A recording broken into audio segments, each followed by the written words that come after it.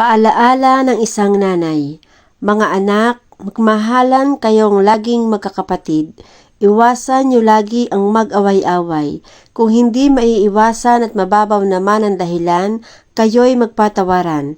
Sakaling dumating ang panahon na kami ng inyong tatay ay mawala na sa mundong ito, kayong magkakapatid ang siyang magdadamayan.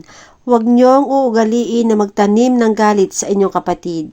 Sa halip, magpasensyahan kayong lagi sa anumang bagay. Kung ikaw ang panganay, magmatanda ka ng kalugod-lugod para respeto ka ng mga kapatid mo. Ikaw ang pangalawa nilang magulang, at ikaw na sumunod sa kanya, huwag mo siyang aawayin. Igagalang mo lagi siya pagkat nakakatanda siya sa iyo. Yan ang isang pamana na pwede niyong isalin sa inyong magiging anak balang araw. Ang magkakapatid na nagmamahalan na kahit anong pagsubok, laging nagdadamayan.